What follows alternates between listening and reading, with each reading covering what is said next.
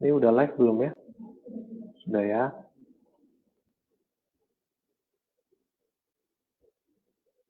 Oke, selamat malam teman-teman semua ya. Silakan siapkan waktu dulu ya, berbenah dulu sebentar. Karena sebentar lagi kita akan mulai event kita malam hari ini. Kita akan membahas banyak hal ya, terutama sharing dari narasumber kita, ya, pembicara kita yang akan banyak banget nanti yang akan di-sharing ke kita tentang gimana sih cara dia memulai bisnis online gitu ya. Dan terutama untuk teman-teman yang saat ini kondisinya masih baru memulai, masih baru mikir-mikir tentang modulan apa, atau yang sudah menjalankan bisnis online-nya gitu ya. Nanti akan disampaikan nih kiat-kiatnya oleh narasumber kita. Oke, sebelum kita mulai, saya mau mastiin dulu teman-teman bisa dengar suara saya ya.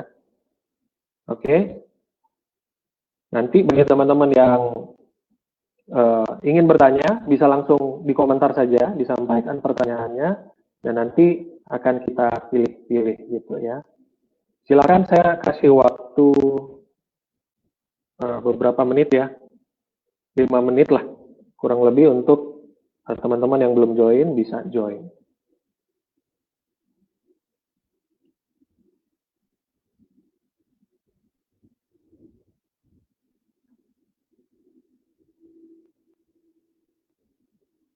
Sekalian ini ya absensi juga, ini asalnya dari kota mana?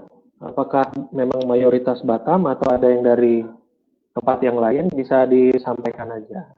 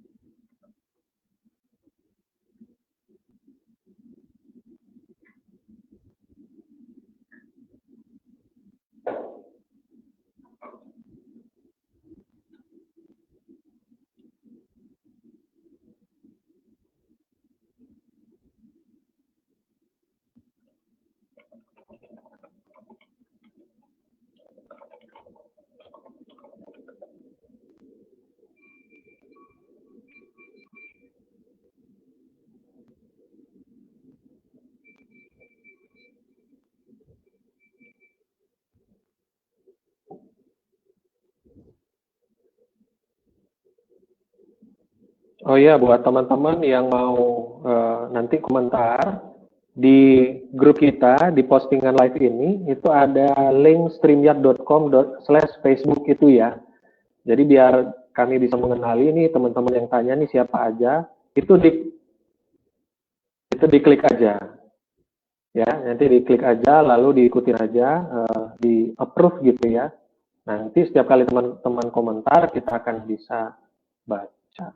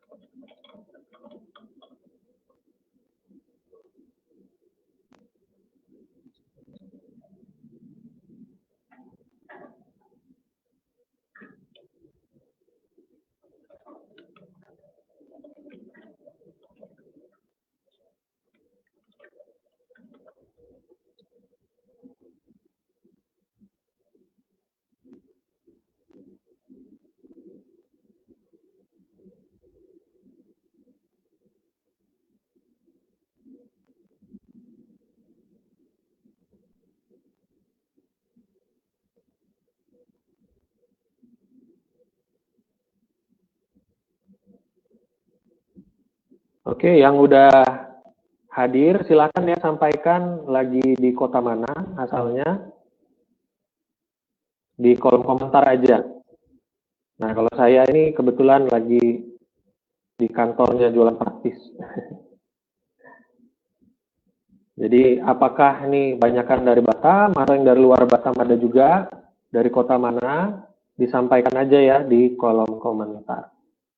Silakan sebelum kita mulai.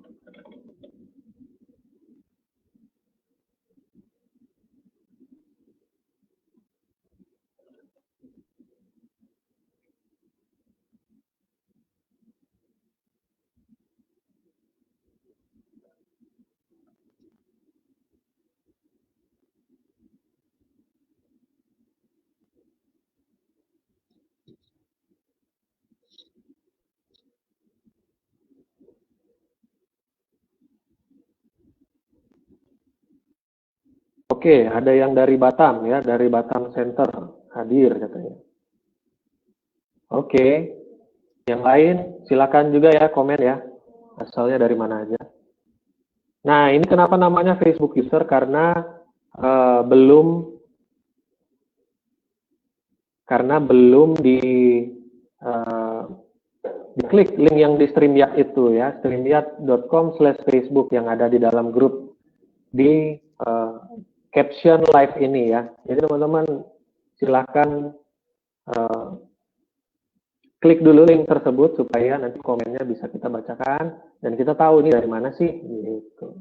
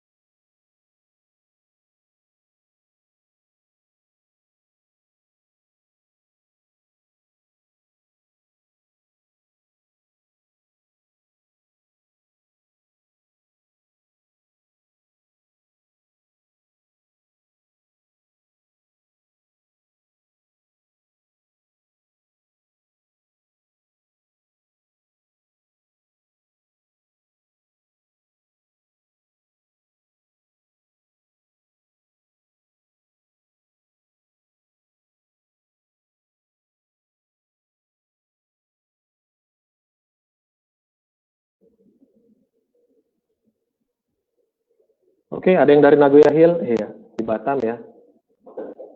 Oh, ada yang dari Cilengsi. Cilengsi di Bogor ya. Oke, terima kasih sudah hadir. Oke, sambil menunggu peserta hadir semua. Nah, ini saya mau jelaskan sedikit tentang jualan praktis. Jadi teman-teman saat ini sudah tergabung di dalam grup komunitas jualan praktis. Nah, jualan praktis ini apa sih? Jadi jualan praktis ini adalah uh, sebuah tools ya yang untuk membantu teman-teman dalam memulai bisnis online. Jadi jualan praktis ini nantinya akan hadir dalam bentuk aplikasi ya, dalam bentuk aplikasi di mana kita fokus untuk teman-teman yang ingin memulai bisnis online tanpa perlu modal besar ya, cukup modal smartphone yang dipunya saat ini aja gitu.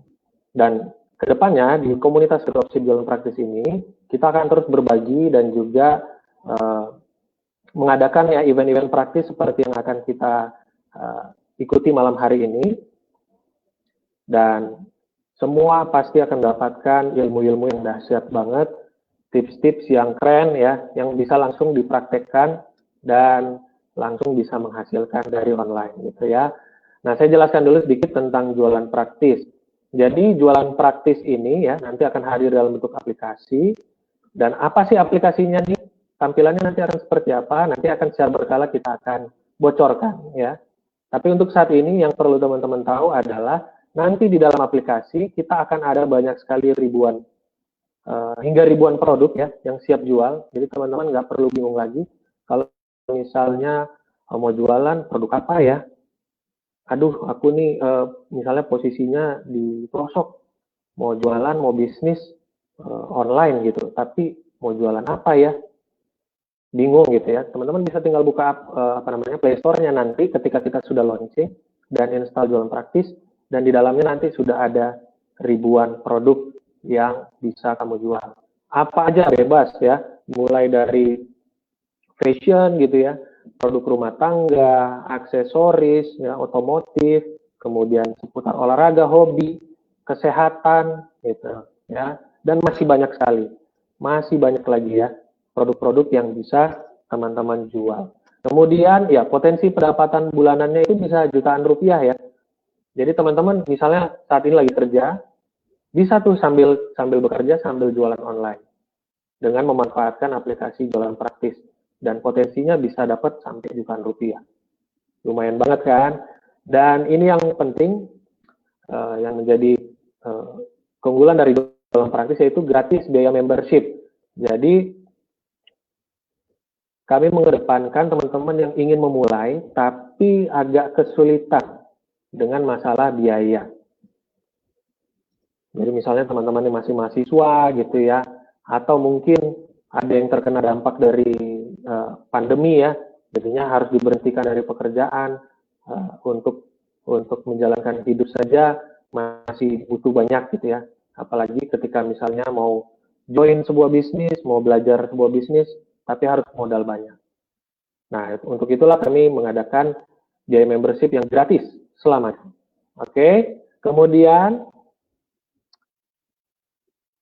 nah, nanti ketika kita sudah mulai, ya jualan praktis ini sudah launching aplikasinya, teman-teman bisa langsung browse ya, tinggal cari saja mau jualan produk yang mana, semuanya ada di dalam.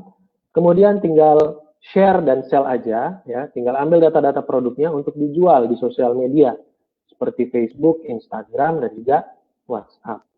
Kemudian setelah itu, tinggal dapatkan profit keuntungan dari hasil penjualan. Nah, seperti itu ya. Jadi untuk semua kalangan ya, latar belakang apa saja Anda, apakah ibu rumah tangga, mahasiswa, karyawan, bahkan pengangguran, itu bisa. Ya, bisa tinggal download nantinya. Tinggal tunggu aja. Kira-kira kapan sih waktu launching dari aplikasi jualan praktis? Mohon doanya kita akan segera launching awal tahun 2021. Ya, saat ini masih progres ya. Masih progres, sudah hampir 50%, dan Kami akan terus kebut supaya teman-teman bisa langsung menikmati layanan dari jualan praktis ya, gratis biaya membership, ribuan produk siap jual bisa teman-teman nikmati, dan nanti juga ya melalui komunitas dropship jualan praktis teman-teman bisa akan belajar ya cara-cara laris berjualan online itu kayak gimana. Jadi bisnis online pun terasa lebih mudah. Oke, nah bagi teman-teman yang belum follow Instagram atau sosial media kami ya, di website ini sudah ada, kami sediakan juga tombol-tombol untuk masuk ke sosial media kami. Jangan lupa di follow ya. Ada Facebook, ada Instagram, ada YouTube, LinkedIn juga ada, Twitter, serta TikTok. Iya. Ya, bagi yang suka main TikTok, jangan lupa follow juga jualan praktis.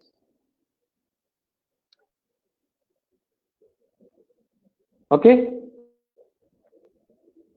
Ya, ada yang dari jodoh hadir ya. Siap. Oke, mungkin kita akan segera mulai ya. Teman-teman yang akan berbicara sebentar ini adalah salah satu orang yang saya kenal dekat ya. Dan beliau ini sungguh luar biasa. Jadi beliau saya cukup menikmati atau mengikuti lah ya, mengikuti sepak terjangnya beliau dalam berbisnis online. Mulai dari beliau lulus kuliah ya, sampai akhirnya sekarang bisnisnya udah established dan viral di mana-mana ya. Semuanya ini udah pada siap belum nih? Udah pada siap belum? Kalau udah pada siap, coba masukkan di kolom komentar dan kita akan panggil ya. Kita akan panggil nanti narasumber kita yang keren ini.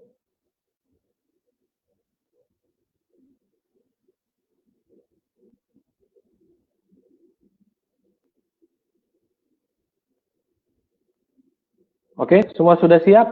Oke. Saatnya jeng jeng jeng. Iya. Hai. Halo. Iya, ini dia Kak Rizky ya. Halo. Mas Rizky. Ini aku panggil Mas Rizky atau Kak Rizky, Bang Rizky, atau Rizarwi atau apa nih? Enaknya. Panggil Ki. Panggil Ki aja ya, oke Ki. Apa kabar Ki? Baik, baik.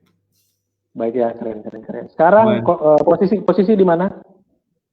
Lagi di Bandung. Oh, lagi di Bandung. Iya. Ada kegiatan ya di sana? Iya, ada kegiatan di sini. Besok pagi pulang lagi sih, Jakarta lagi. Ke Jakarta lagi ya. Wah, keren. Oke, nah Kak Rizky ini, Kak Iki, panggilnya apa tadi? Rizky ini ya. Rizky ini dia saat ini lagi menjalankan bisnis namanya Humans Perfume. Benar ya namanya ya? Bacanya Humans ya kan, tulisannya HMNS. Iya, betul. Ya, Humans Perfume. Nah, ini Humans Perfume ini termasuk jadi buah bibir ya, terutama di Jawa sana. Tapi saat ini sekarang marketnya juga meluas ya ke seluruh Indonesia. Benar ya? Iya, kita mostly memang di atas 50% di Jawa, 25% di Jakarta, tapi sisanya tersebar sih seluruh Indonesia. Wah, keren. Oke, nah kita akan masuk ya ke segmen yang pertama. Jadi segmen yang pertama ini fakta ya, fakta tentang Rizky Arif.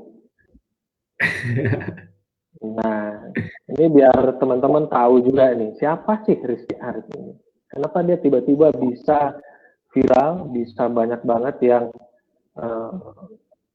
undang bahkan masuk TV ya, sempat masuk TV ya waktu itu ya? Masuk TV. Iya, beberapa kali diundang masuk. Nah, diundang lah ke berita, wah ini viral banget nih orang. Nah, ternyata Rizky Arif ini adalah dulunya orang Batam ya? Iya, teman SMA kan kita. Iya, tapi kan yang lain nggak tahu. Jadi dulunya sekolah di Batam di SMA Negeri 1 ya. SMA Negeri 1 yang di Sekupang dan berprestasi juga ya, Lumayan. Enggak lumayan. lah, biasa aja. Dulu waktu itu di Batam berapa lama ya? Apakah dari lahir di Batam apa gimana? Enggak. Dari mulai masuk SMP sampai lulus SMA di Batam. Jadi Oh, 6 oke. sampai 7 tahun. SMP-nya di. SMP di Immanuel. Oh, oke, oke. Di SMP Immanuel, SMA di SMA aja ya. Negeri 1. Ya, SMA Dulu di SMA jurusan Negeri 1. jurusan IPA ya. Wah, ini harusnya ini jago nih IPA-nya. Nah, saya kemarin ya dapat bocoran kalau ternyata Kak Rizky ini ya dulunya pernah ikut Olimpiade ya. Bener nggak sih? Olimpiade apa gitu ya zaman SMA apa SMP itu? SMP itu. Ya ada apa tuh? Biologi. Biologi. Uh, biologi malahan ya. Ya, dulu Olimpiade biologi. Olimpiade biologi Kayaknya juara waktu itu ya. iya, syukurlah Juara berapa? Juara 1. juara 1. Wih, keren. Itu tingkat kota atau tingkat Apa ya? provinsi? Kota Tingkat kota. provinsi ya? Provinsi sih kalau nggak salah. Waduh, kok nggak ingat Swasta lagi soalnya. kan itu prestasi yang membanggakan. Nah, selain Olimpiade, gimana gimana? Udah 10 tahun yang lalu kan? Iya benar juga ya, udah lama ya. Sekarang fokus ke 10 bisnis tahun. yang dipikirannya bisnis gitu. Nah, selain Olimpiade biologi, ternyata Rizky juga pernah juara ini ya, kompetisi menulis Iya, cerpen betul. ya. Iya, Nah, itu dari ceritanya dulu sih tentang apa tuh waktu itu?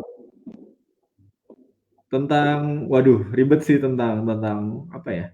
Tentang lawyer ceritanya. Tentang lawyer. Berarti berarti Ngajar. berarti, berarti Mas Rizky ini memang hobi nulis ya. Iya, dari dulu kebetulan emang hobi nulis, hobi bercerita, hobi storytelling lah. Sekarang biasa jadi storytelling gitu. Hmm.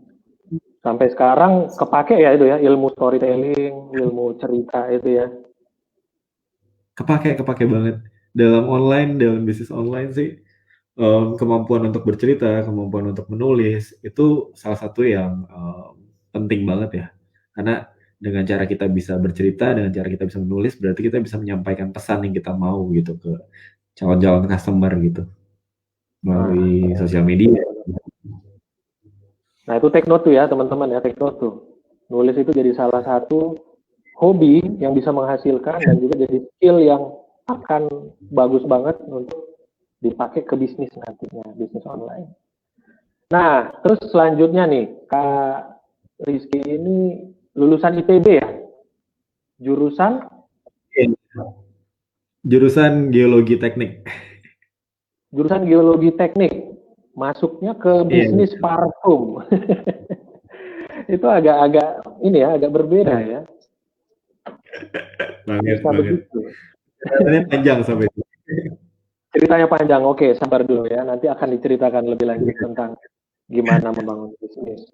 Kemudian yang terakhir, nah ini saya dapat isu-isu yang beredar ya, yang apa namanya sangat belum banyak yang tahu kalau ternyata Kak Rizky ini sebelum mulai bisnis online itu pernah ditawarin kerja di Freeport, benar Iya tuh ya. benar. Di PT Nah Freeport. itu boleh diceritain dulu nggak? Gimana tuh ceritanya kok bisa sampai Freeport mengenali bakat Nah, tersembunyi dari seorang Rizky? jadi ini ceritanya lumayan lumayan seru sih. Sebenarnya salah satu alasan juga kenapa akhirnya nyemplung dan udah nyemplung dalam banget sekarang ke dalam bisnis online atau industri kreatif lah secara umum gitu ya. Iya. Dulu pas lulus kuliah, jadi akhirnya kan aku ambil kuliah di ITB, jurusannya adalah geologi. Kenapa ambil geologi? Itu ceritanya di 2010 awal-awal masuk SMA itu. industri migas, industri minyak dan gas tuh seksi banget gitu. Katanya semua orang yang masuk di Hmm. industri migas tuh gajinya bisa dia bisa 2 digit lah minimal baru masuk gitu kan. Hmm. Udah belasan juta gitu masuk.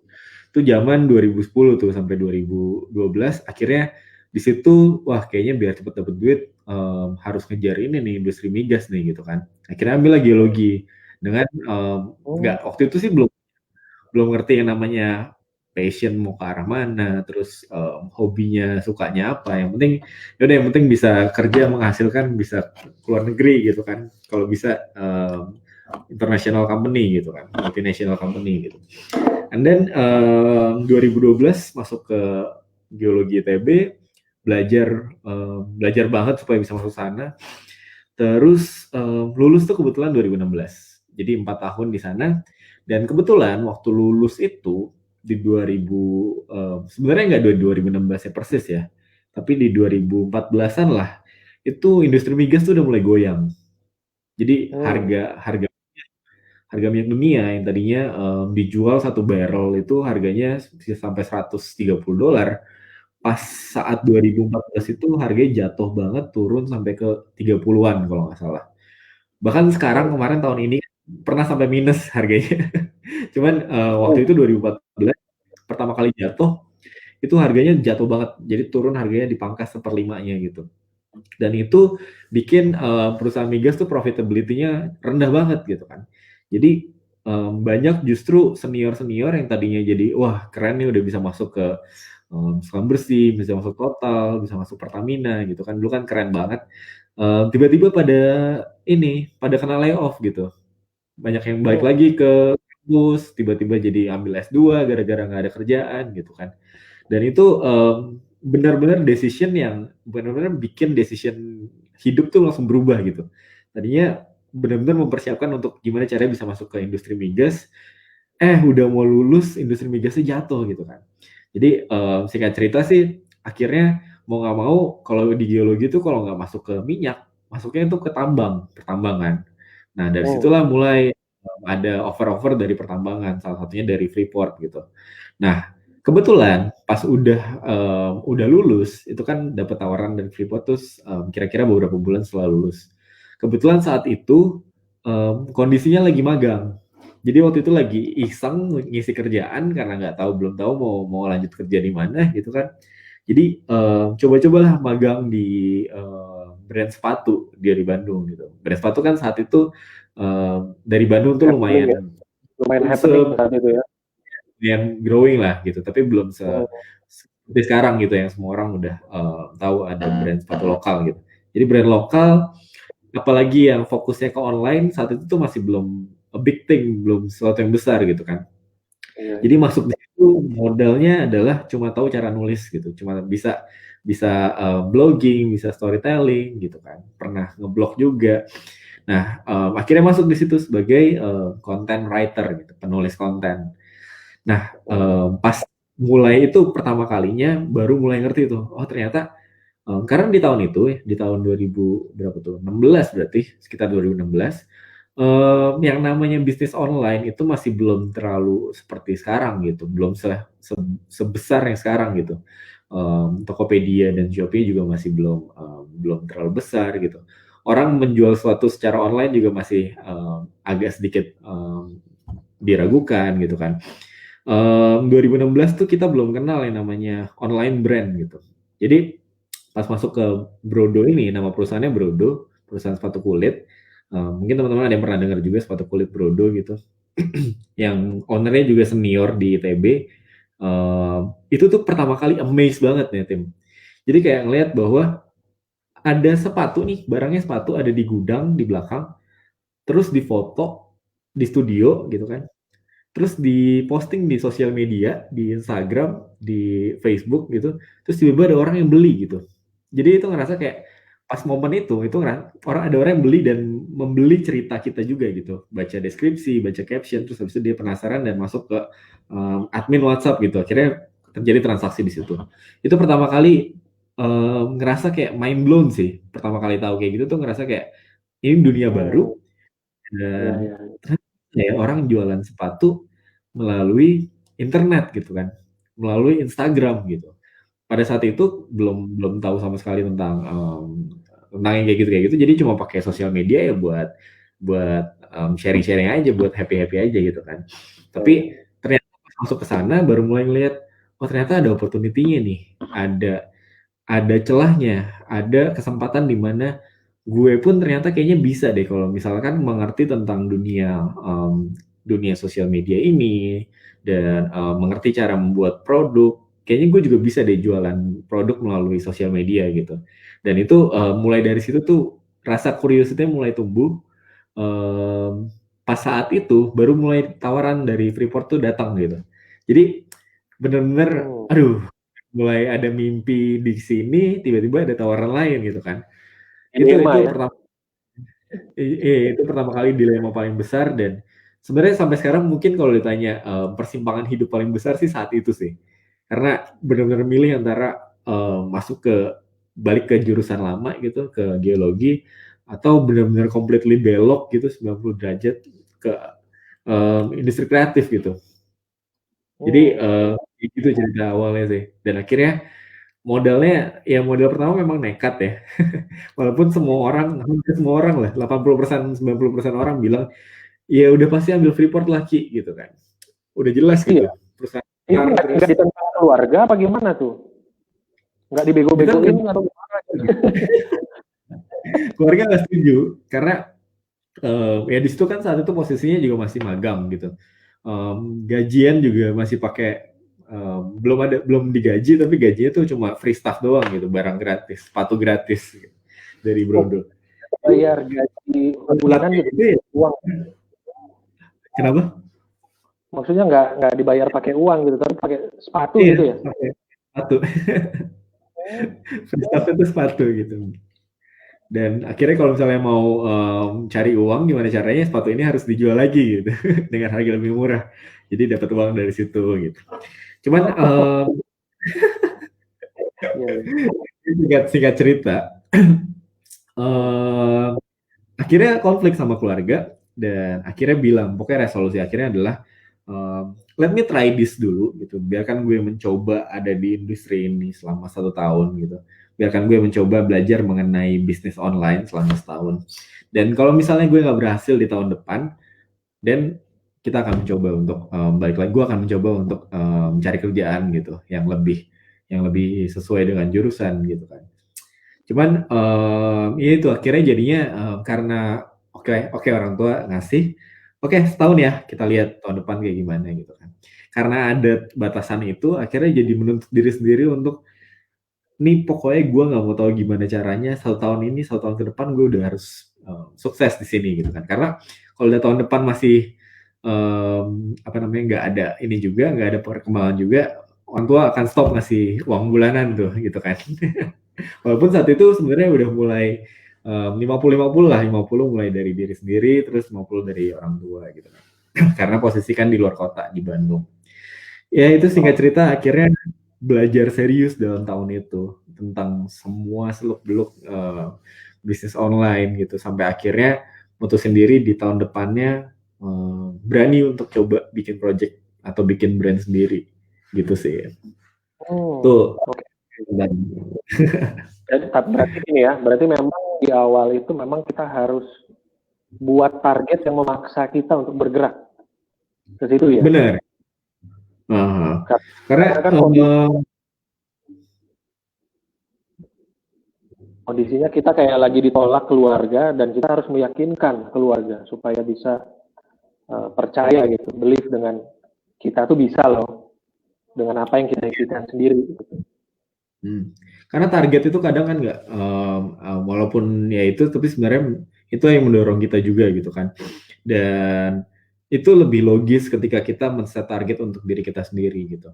Karena mungkin bisa aja 1 tahun itu karena waktu itu masih belum ngerti tentang industri kreatif, bisa aja gue tidak perform di industri kreatif atau gagal di industri kreatif. Kita kan masih punya banyak waktu, jangan sampai waktunya terbuang untuk misalkan udah jalan sampai sekarang, udah jalan 5 tahun nih, tapi masih gitu-gitu aja hidupnya, itu kan salah juga gitu kan.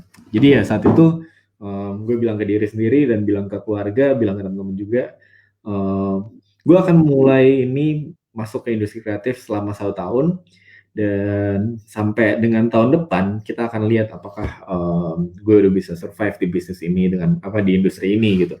Kalau belum ya pivot gitu kan, sama kayak startup aja gitu. Kalau misalnya produknya nggak sukses ya cari produk baru gitu. Oke. Keren nih ya. Sharing baru tipis-tipis nih pengalaman bisnisnya nih ya. Langsung bisa di take note nih sama teman-teman nih yang lagi hadir.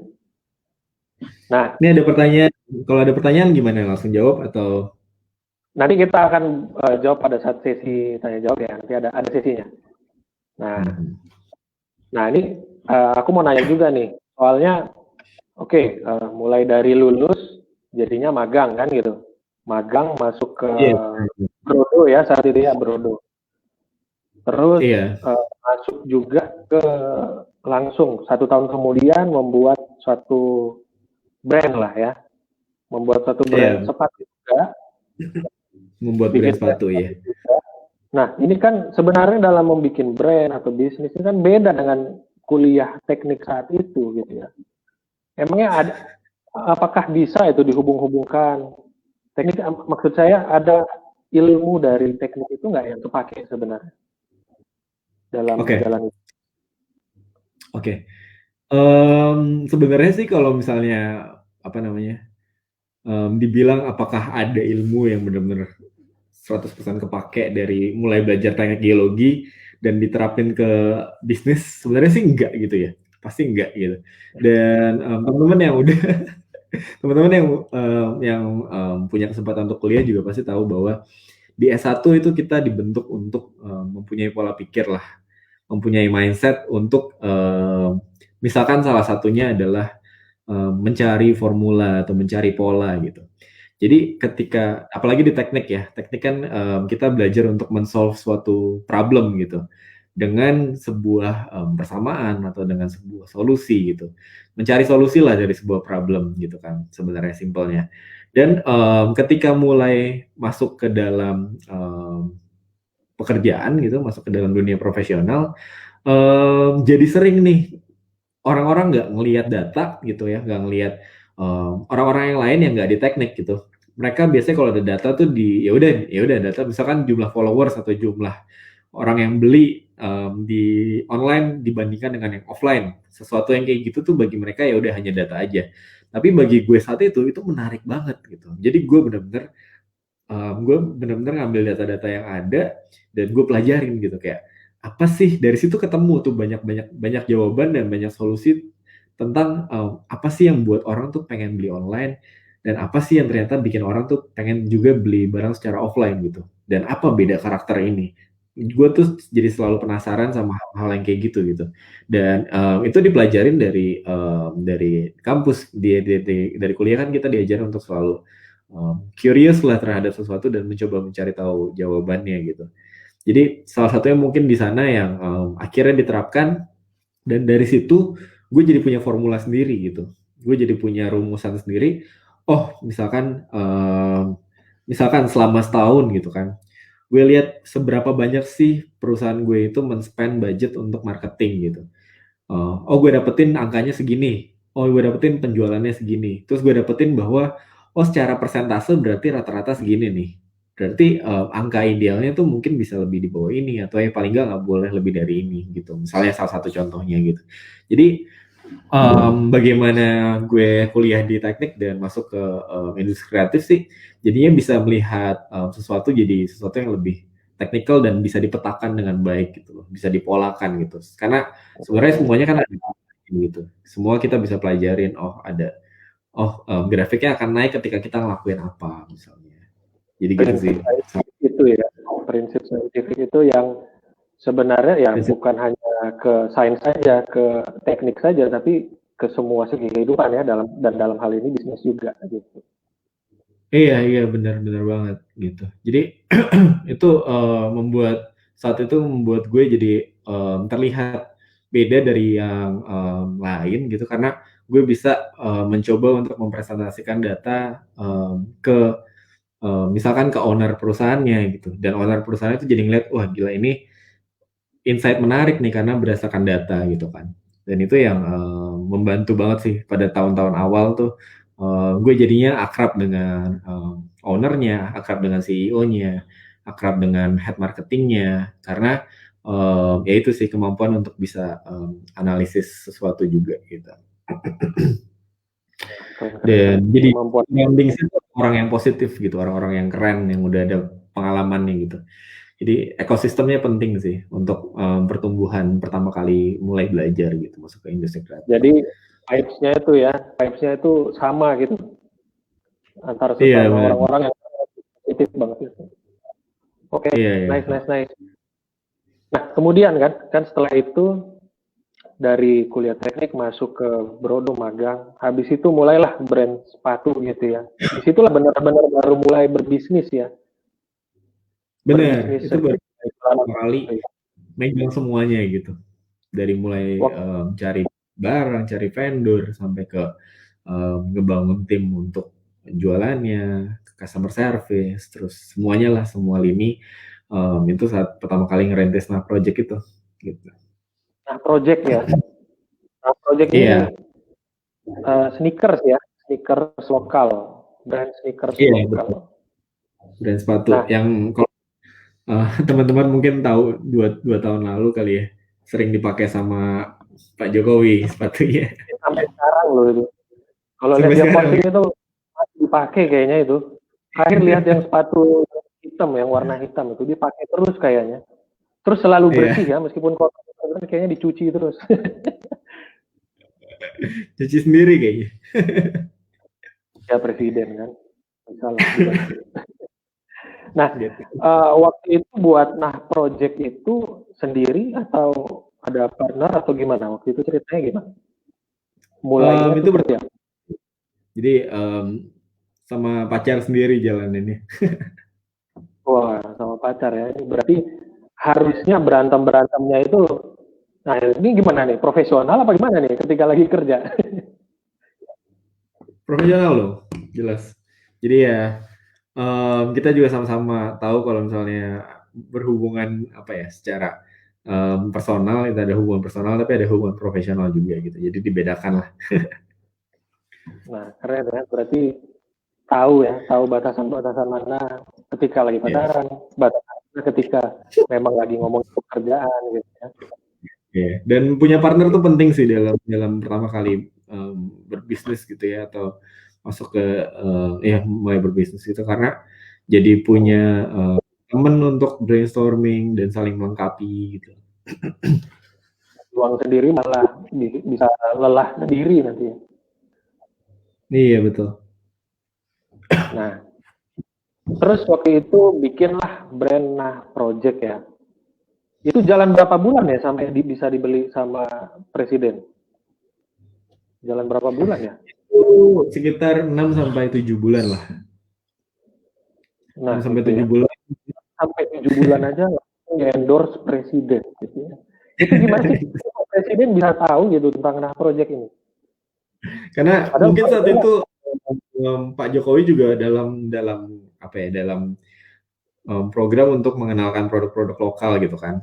Dan saat itu Nah Project kebetulan kita emang karena baru gitu jadi mulai timnya masih semangat-semangatnya dan kita itu benar-benar hustling lah kayak siapapun yang kita rasa cukup valuable untuk brand kita tawarin, kita ajak kerjasama, ajak kolaborasi gitu. Sampai ada satu masanya sebenarnya kita ikut event di Jogja. Dan kebetulan pada saat event di Jogja itu anaknya Pak Jokowi, si Mas Kaisang sebenarnya, itu datang ke booth kita gitu. Dan kebetulan gue ada di sana, jadi gue kayak cerita tentang project baru kita. Di mana project baru kita itu adalah sneakers yang bahannya tuh ringan gitu, paling paling ringan dan inovasi paling baru dari kita punya brand gitu. Dan itu dia suka banget. Akhirnya kita in touch dan akhirnya dia tawarin ke bapaknya dan Pak Jokowi ternyata suka gitu sama produknya. Itu sih cerita singkat banget ya. Hmm, itu berarti momennya pas banget ya, pas Kaisang datang, pas lagi Iya, pameran, langsung cobain dan mungkin dari situ juga ya dapat info ya sampai ke Bapak gitu. Iya, kalau Pak D. Ke Pak D Joko Widodo. Nah, terus setelah bangun Nah Project, setelah itu memutuskan keluar ya dari Nah Project ya. Waktu itu Iya, boleh tahu nggak alasannya? Kan padahal lagi growing banget tuh. Masuk Asian Games itu kan kayaknya luar biasa itu pertumbuhan Nah Project ya saat itu. iya, iya. Ya sebenarnya saat itu juga sebenarnya latar belakang utamanya adalah konflik sih. Jadi dalam bisnis ya kan kita sebenarnya nggak bisa expect semuanya berjalan mulus-mulus aja. Jadi ada konflik saat itu dengan partner yang juga foundernya, yang juga punya modal paling besar saat bangun awal-awal. Dan saat itu akhirnya jadinya karena nggak ketemu jalan tengahnya, akhirnya milih untuk mundur karena kemudian setelah dipikir-pikir panjang gitu ngerasa bahwa sebenarnya nggak akan sehat kalau misalnya konflik ini masih ada dan kita jalan bisnis bareng-bareng gitu. Jadi akhirnya mundur di tahun 2000, gue mundur di tahun 2017 dan ya mencoba mencari sesuatu yang baru lah saat itu. Setahun mencari sesuatu yang baru. Ya, ya. Nah, setelah itu sambil mencari sesuatu yang baru itu apa kegiatannya apa waktu itu? Jualan Jadi online waktu itu juga atau ada yang lain? enggak sih, saat itu lebih ke bikin agency marketing karena Oh, base-nya gue kan adalah marketing gitu. Jadi saat itu gue bikin agency marketing dan kita bantuin brand-brand lokal untuk gimana caranya mereka punya campaign marketing yang oke gitu. Dan ya. saat itu masih sambil sambil belajar sih, sambil cari modal baru untuk ngembangin bisnis lagi gitu. Jadi saat itu jadi konsultan marketing. Ya, berkaca dari pengalaman juga ya, gimana bangun Iya. Nah Project saat itu ya. Karena Oke, punya oke, pengalaman. keren. Nah, setelah itu barulah tercetus Humans Perfume, HMNS ini. Itu kenapa bisa berpikir parfum itu gimana? Itu industri yang beda jauh kayaknya dengan sepatu ya. Jauh banget, jauh banget. Nah sebenarnya semua bisnis pasti berangkat dari masalah sehari-hari gitu kan, dari apa namanya dan dari masalah personal juga gitu. Kenapa parfum sebenarnya salah satu alasannya adalah gue tuh suka parfum, jadi suka beli parfum juga gitu. Cuman bagi gue saat itu harga parfum itu kok mahal banget gitu. Kalau misalnya parfum yang kualitasnya udah bagus gitu, desainer brand, itu pasti harganya mahal banget di atas 800.000 bahkan di atas juta gitu kan, bahkan ada yang berjutaan gitu. Dan kalau misalnya mau yang affordable, mau yang murah gitu, itu kok kayaknya malah jadi murahan gitu. Kalau nggak parfum-parfum yang ada di Indomaret, kalau nggak yang harga di bawah 50.000, kalau nggak parfum eh, refill gitu yang ngikutin dari brand tapi wanginya lebih nggak enak gitu kan. Jadi ya singkat cerita ngerasa bahwa ini sebenarnya ada peluang. Ini sebenarnya ada gap nih, ada celah gitu. Gimana orang-orang yang kayak gue punya masalah bahwa ketika kita mau mencari parfum yang harganya bisa di afford gitu, yaitu gue rasa orang Indonesia bisa lumayan afford harga-harga di angka 200 sampai 300 ribu misalnya. Ya walaupun agak mahal bagi beberapa orang, tapi paling enggak mereka bisa nabung untuk dapat parfum yang bagus dengan harga segitu gitu. Karena parfum harga jutaan gitu kan bagi orang yang orang Indonesia juga kebanyakan pasti ngerasa kayak waduh untuk beberapa untuk apa namanya untuk 100 mili cairan doang kok bisa harganya mahal kayak gini gitu. Jadi dari situlah sebenarnya berangkat untuk sama sebenarnya point of view-nya dan mindset-nya sebenarnya sama ketika gue juga ngembangin brand sneakers gitu. Jadi dalam bisnis sebenarnya kita nanti akan menemukan kita tuh ahlinya tuh akan di celah yang mana sih gitu. Sama kayak di Nah Project. Nah Project kan juga sebenarnya kayak gitu. Sebelum brand sepatu lokal itu keren gitu, sebelum kayak sekarang, misalkan sepatu lokal kan sekarang udah diomongin sama orang-orang dan banyak yang pakai. 2016 itu sneakers lokal itu benar-benar nggak ada apa-apanya gitu kan.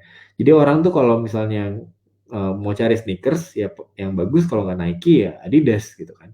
Tapi ya harga Nike dan Adidas ya harganya juga segitu, di atas 1 juta. Mungkin yang paling murah ada 700 ribuan, 800 ribuan gitu kan. Nah, project juga berpikirnya di angka yang sama, di apa namanya, di mindset yang sama. Gimana caranya bikin sebuah produk yang orang tuh ngerasa terinspirasi dan keren produknya, brandnya juga bagus dan nggak malu-maluin, tapi mereka bisa afford harganya gitu. Yang nggak sneakers yang sneakers lokal, dimana pada satu sneakers lokal, misalkan contoh sneakers lokal tuh kayak Adidas gitu yang orang makainya juga kelihatannya kayak harganya 100 ribuan sih ya, tapi kayak kualitasnya kok kayak terlalu biasa aja gitu. Jadi kita mencoba untuk gimana caranya menghadirkan produk yang ada di tengah range-nya, tapi pricing-nya oke, dan orang pun pakai itu bisa bangga gitu sama produknya. Jadi bangga lah Gitu. dengan menggunakan itu. Dan itu juga yang terpikir akhirnya untuk bikin parfum dengan segmen harga yang sama gitu sih. Oke, gitu ya. Iya, soalnya kayaknya kan banyak kan orang kan kalau parfum ya, ketika dia nggak mampu beli yang harga mahal ya dia beli yang versi KW-nya di refill. Benar, Yang benar. refill-refill. Mencoba mendapatkan market itulah gitu. Berarti saat ini tantangannya adalah mengincar market share yang ke refill itu ya. Iya, sebenarnya market yang belum ada ya. Kita bermain di market yang belum untapped lah istilahnya gitu. Jadi Oh, ketika ditanya sebelumnya brand lokal di angka harga 300 ribu, sebelum Humans itu siapa, nggak banyak orang yang tahu gitu kan. Jadi kita mencoba bermain di market yang butuh diedukasi justru. Dan that's the power of digital marketing comes in gitu, yaitu untuk mengedukasi bahwa ada loh sebuah brand, sebuah produk yang harga segini, kualitasnya bagus dan harganya masuk di bisa lo afford gitu, bisa dibeli gitu. The ya, power ya, of social media harus di sana gitu. sosial media ya. Nah, ini kita udah mulai mengarah ke teknis nih. Nah, waktu itu Yeah. kan ketika bangun parfum ini, waktu itu modalnya gimana? Modal besar apa seperti apa untuk marketing atau untuk produksi dan lain sebagainya? Sebenarnya kalau ngomongin modal sih lebih relatif nggak besar, nggak kecil-kecil banget juga nggak gitu, tapi lebih ke ya sekitar waktu itu kita butuh 10 sampai 20 juta untuk starting pertama kali. Cuman mungkin gue beruntung karena gue ada di Bandung, dimana di Bandung itu semangat untuk kolaborasi, semangat untuk ininya, maksudnya untuk vendor-vendor yang membuat produknya itu tuh berlimpah banget gitu. Mau bikin sepatu banyak banget vendor yang bisa bantu, mau bikin produk parfum banyak banget vendor yang bisa bantu, mau bikin banyaklah produk yang bisa kita create dari tenaga-tenaga pengrajin yang ada di Bandung gitu. Jadi pada saat itu bermodal nekat juga sih, sama cari koneksi, cari apa-apa, terus akhirnya dapatlah perfumer gitu, kenalan perfumer dari Bandung gitu, dan dia bisa bantuin kita untuk bikin produk pertama kita. Ya itu singkat banget ceritanya dari Human sih, awalnya kayak gitu. Tapi ya kita beruntung karena ekosistemnya udah terbentuk dengan baik di kota ini. Jadi kita enak untuk berbisnis gitu. Kita tinggal fokus ke gimana caranya marketing kita punya produk gitu. Marketingnya kita punya produk. Oke, oke. Nah, ini ada satu hal yang menarik juga yang aku coba apa namanya perhatiin ya dari baik itu dari Nah Project ataupun dari Humans Perfume. Kalau nggak salah itu Oke. dimulai dengan sistem PO ya, pre-order ya. Oh iya, betul. Pertama kali kita selalu biasanya ngeluarin skema pre-order. Ya itu juga ini ya untuk membatasi ya supaya nggak usah keluar modal pun nggak usah besar-besar banget gitu ya. Nah, salah satu tujuannya sih kenapa kita pre-order adalah kita nggak mau ngeluarin apa namanya cash untuk buat produk atau bikin stok gitu kan terlalu banyak yang kita tahu produknya ini belum tentu orang suka gitu. Jadi kita mencoba mengakali itu salah satunya dengan cara membuat ini skemanya adalah pre-order. Jadi orang cobain dulu, orang bayar dulu di depan, terus kita kirim dalam satu minggu, dan kita cari feedbacknya. Dari feedback itu kita tahu nih lebih suka dengan produk kita yang mana sih dari yang kita udah punya gitu.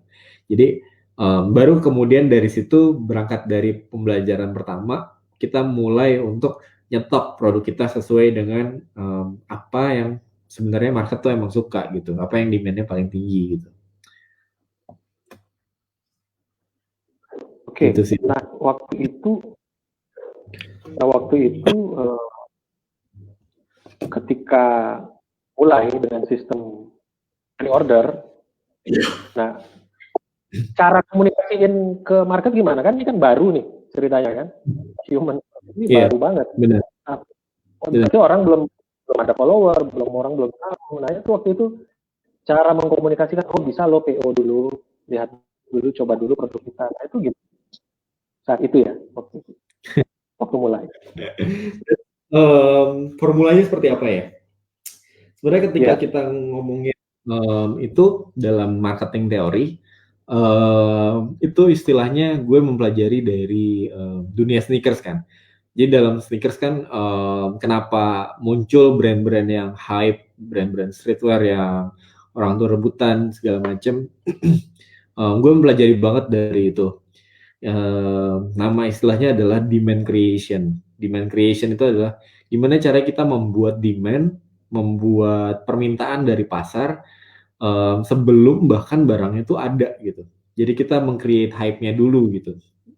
Nah, saat itu gue juga menerapkan si demand creation ini ke produk parfum. Jadi kita salah satunya misalkan contohnya adalah membuat barang ini terbatas, limited. Misalkan dibuka cuma untuk 50 orang. Pre-order dibuka cuma untuk 50 orang gitu.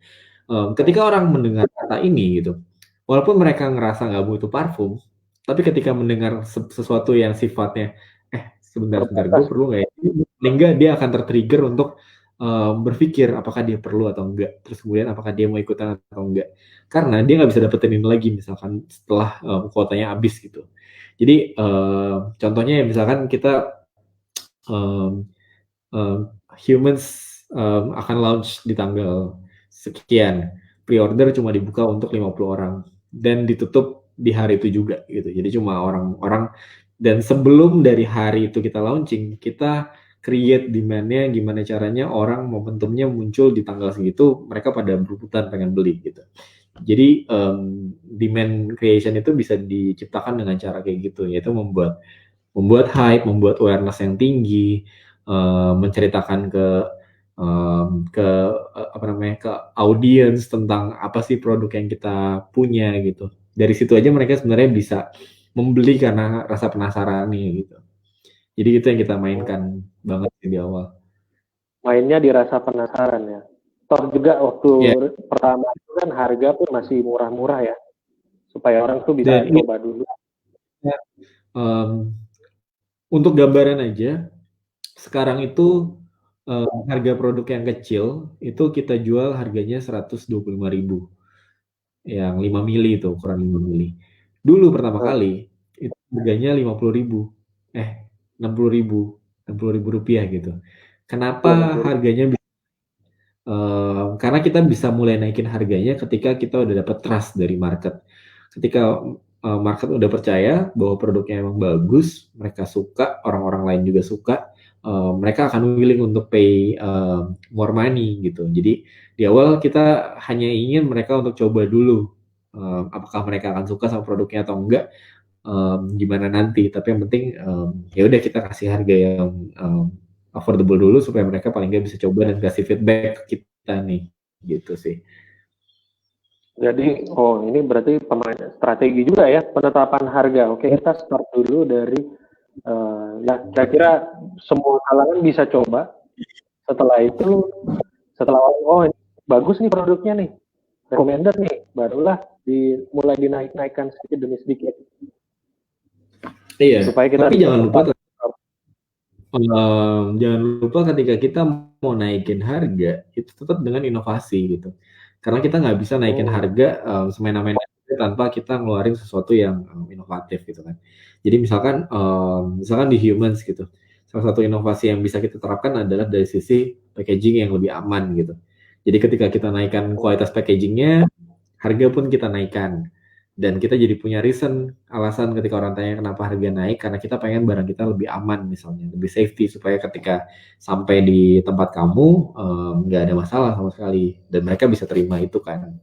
Jadi inovasi-inovasi juga penting ketika kita berpikiran untuk mau naikin pricing dari produk kita sendiri. Itu sih yang gue pelajarin. Jadi lebih masuk akal lah gitu ya di mata orang gitu. Kok bisa naik nih harganya? Karena market kan sebenarnya butuh jawaban aja gitu. Apakah alasannya kenapa kita mau naikin harga gitu sih. Oke, menarik banget nih. Nah, Kak Rizky ini katanya ada yang ingin di-sharing juga ya ke teman-teman yang malam hari ini hadir. Apa ada yang mau di-sharing sebelum kita masuk ke sesi tanya jawab? Tunggu sebentar ya. Nah, sambil nunggu teman-teman yang lain pengen bertanya, langsung di kolom komentar aja ya, tinggalin pertanyaan, nanti akan kita balas satu persatu, akan kita jawab.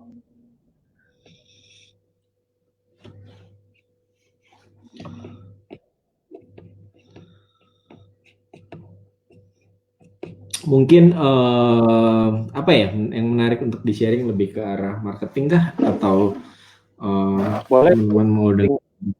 Karena teman-teman ini kan rata-rata ya kebanyakan tuh masih beginner lah gitu ya, masih baru memulai gitu. Oke.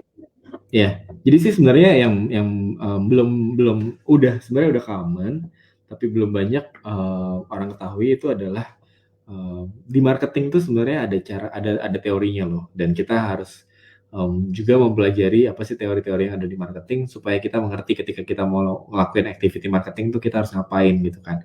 Jadi mungkin yang penting yang pertama kali gue pelajarin ketika mulai masuk ke dunia marketing itu adalah mengerti tentang yang namanya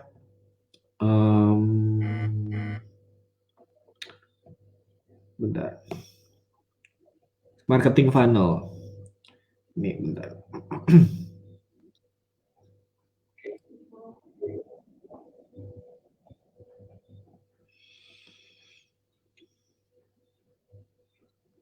Bisa nggak di-share? Bisa. Ini bisa nih. Nah, ini sebenarnya singkat aja sih. Marketing funnel itu adalah corong terbalik kayak gini nih. Jadi ketika kita punya produk gitu, tujuan kita yang paling tinggi kan memang adalah sales. Gimana caranya kita menjual barang nih? Teman-teman juga mungkin dari tim jualan praktis juga akan ngasih barang gitu kan, ngasih produk. Terus gimana sih caranya teman-teman mengerti gimana caranya membuat orang tuh mau beli produk gue gitu. Nah, sebenarnya ketika orang mau beli produk, journey-nya itu, perjalanannya itu kan nggak langsung mereka ditawarin dan mereka langsung pengen beli gitu. Karena ada journey awalnya dulu gitu. Dan journey awalnya itu yang pertama kali itu adalah awareness. Awareness ini adalah step paling awal, apakah orang tahu dulu sama produknya atau enggak gitu. Jadi ini adalah step paling awal dan yang dia paling besar sifatnya, secara quantity, secara jumlah gitu. Jadi awareness akan turun ke consideration dari orang yang tahu, akan lebih sedikit orang yang consider adalah mempertimbangkan apakah dia pengen beli atau enggak gitu ya. Baru mulai masuk ke conversion. Nah ini baru sales nih di sini. Dari orang yang mempertimbangkan mau beli atau enggak, kan ada yang enggak, ada yang kemudian oke, gue beli deh gitu. Jadi conversion baru mulai masuk ke loyalty atau advocacy. Loyalty ini adalah setia, yaitu dia beli lagi, dan advocacy ini adalah dia cerita ke orang lain. Jadi ini adalah sebuah teori teman-teman. Dari sini singkat aja sih, lebih ke pengenalan, tapi nanti mungkin setelah dari sini juga ketika teman-teman mau mulai masuk ke marketing gitu, mau mulai belajar marketing, ini harus dipahamin banget bahwa kita harus tahu bahwa misalkan nih Ini contoh gampangnya gimana sih mengerti si funnel ini? Biasanya gini, ketika kita punya produk nih, terus kita nawarin ke orang gitu kan, kita pasti akan mencoba ngeprospek orang sebanyak-banyaknya gitu. Misalkan kita tawarin 1.000 orang gitu, yang kita tawarin, yang kita kasih tahu itu adalah jumlah awareness-nya gitu kan. Berarti 1.000 orang menjadi tahu ketika kita kasih tahu gitu kan. Misalkan kita kasih tahu bisa melalui apapun, melalui grup WhatsApp, melalui sekarang kita karena online jadi bisa cepat kemana-mana, melalui misalkan bisa endorsement juga ke selebgram, atau misalkan bisa juga kita post di grup lain atau grup Telegram, apapun lah, itu sifatnya adalah memberitahu orang, awareness gitu. Lalu dari sini nanti kita akan dapat data setelah semuanya kita blast gitu, kita kasih tahu ke orang-orang tentang produk yang kita punya, seberapa banyak jumlah orang yang convert, seberapa banyak jumlah orang yang beli gitu. Nah, dari sini, dari dua angka ini aja, sebenarnya teman-teman akan mulai mendapatkan gambaran gitu. Oh, misalkan gue kasih tahu ke 1.000 orang, yang beli itu cuma 1 orang, berarti kan 0,1% gitu kan. Berarti mungkin ini ada yang salah nih, entah salah dari cara menyampaikannya, atau salah dari produknya, atau salah dari pricingnya, pokoknya bocor banget gitu kan. Nah, yang gue dapat pelajaran ya sebenarnya, dari setiap step ini dia akan turun sekitar 10% gitu. Jadi dari awareness ke consideration, orang yang consider tuh kira-kira 10% dari orang yang aware.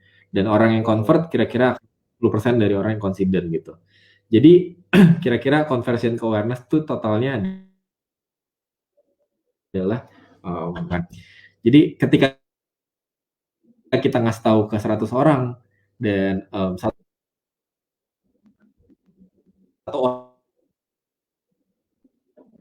orang tuh convert, itu sebenarnya angka yang udah cukup oke gitu. Itu lebih kepada meningkatkan kepercayaan diri teman-teman ketika jualan gitu sih. Jadi misalkan gue gitu, gue ketika nawarin ke 1.000 orang dan yang beli cuma 10, kalau misalnya gue nggak tahu tentang marketing funnel, gue akan cepet, aduh, udahlah males lah. Tapi ya adalah numbers aja gitu. Itu cuma angka gitu. Jadi kalau misalkan 100 gitu, ya berarti gue nggak bisa cuma ngasih tahu ke 1.000 orang, gue harus ngasih tahu ke 10.000 orang gitu kan. Jadi ya karena kita punya angka dari sini, kita punya rasio di sini gitu kan. Misalkan dari 1.000 dapatnya 10 gitu. Oh berarti kalau misalnya mau jualannya 100 atau mau jualannya 20, ya gue kasih tahu 2.000 orang. Kalau mau jualan 30, ya kasih taunya 3.000 orang gitu kan. Jadi sebenarnya angka marketing funnel ini penting juga untuk kita belajar tentang dalam marketing ya memang seperti itu. Nggak semua orang yang kita kasih tahu akan tertarik untuk beli gitu. Nah tapi dalam pengulangannya nanti kita akan belajar untuk jadi dapat yang lebih efektif gitu sampai perfect lah gitu. Dan ya ini mungkin selebihnya sih lebih kepada teknis yang gue pakai, prinsip-prinsip yang gue pakai. Gue punya 10% rules namanya. 10% rules ini adalah tadi kan yang namanya marketing kan butuh budget. Misalkan ke WhatsApp grup aja sih nggak butuh budget ya. Maksudnya karena kita udah masuk dalam komunitasnya gitu. Tapi kalau misalnya kita mau pakai endorsement atau Facebook Ads atau apapun itu kan butuh budget gitu. Dan gimana cara gue untuk mengatur budget gue sendiri, yaitu adalah dengan 10% rules ini. Dimana for every dollar spend you have to get back $10 gitu. Jadi kalau misalnya gue mau dapetin 1 juta gitu, berarti gue punya uang 100.000 untuk dipakai menjadi modal marketing gitu. Itu sharing singkat aja sih tentang marketing dari prinsip kerjanya lah, dari mindsetnya yang gue selama ini pakai gitu di Humans by Humans Mendina Project. Oke, ngomong tentang budget ya, aku dengar-dengar memang di awal itu Humans Perfume ini nggak ada budget ads ya? Iya benar banget. Jadi kita nggak terlalu mengandalkan budget dari satu ini doang, dari satu misalkan ads Facebook doang gitu.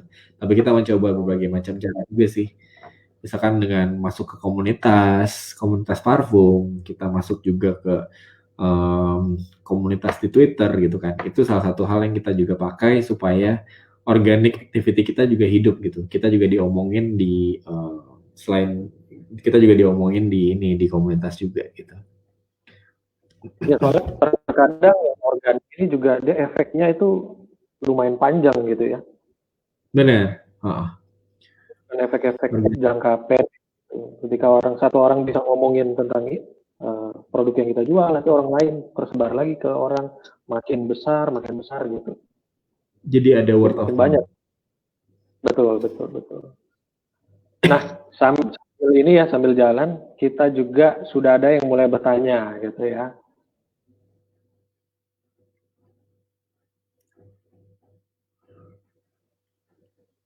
Ada yang bertanya, apakah buat buku atau video tutorial memulai bisnis? Oh, nah. Ada nggak? Ini ada sih, Oh, actually ada tulis buku. Oh, Iya, ada, oke. Orang bisa Google apa namanya Skill Academy. Jadi di Skill Academy itu dari ruang guru, gue pernah bikin video tutorial lengkap sih. Ada beberapa episode, 8 episode kalau nggak salah tentang gimana start a business gitu. Tapi itu agak lumayan mahal ya, 250.000 kalau nggak salah videonya. 250.000 ya. Dari sini aja tadi sebenarnya udah dapat banyak banget nih ilmunya. Kalau benar-benar di intisarinya gitu ya. Nah, ini ada yang bertanya lagi. Mau nanya, di awal bisnis lebih baik bangun branding atau fokus ke sales ya?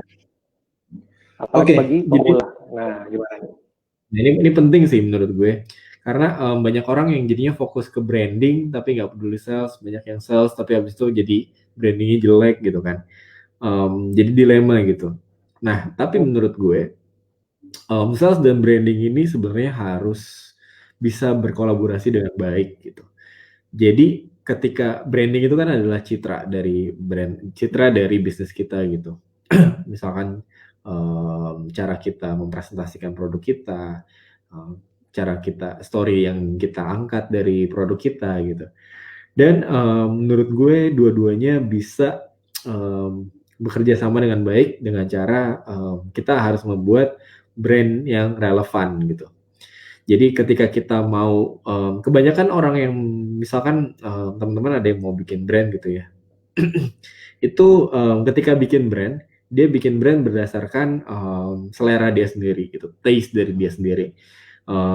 Bahasanya dibuat keren, terus abis itu sosokan misalkan pakai bahasa Inggris gitu biar ngerasa brandnya tuh ini banget gitu. Tapi padahal bahasa Inggrisnya pun nggak ada yang paham maksudnya apa, misalnya kayak gitu. Jadi malah ujung-ujungnya malah jadi yang tadinya orang pengen tahu, penasaran, malah jadi nggak ngerti ini jualannya apa, produknya apa gitu. Jadi iya jadi nggak relevan gitu. Jadi sebenarnya branding itu penting, yes gitu. Tapi branding pun kita juga bisa buat brand yang relevan gitu. Ketika gue bikin misalkan humans gitu, kita nggak dari awal sampai sekarang ya kita mau fokus ke bikin orang gimana caranya ngerti kalau kita adalah brand parfum gitu kan. Dan fokus ke sales udah pasti karena kita punya target gitu.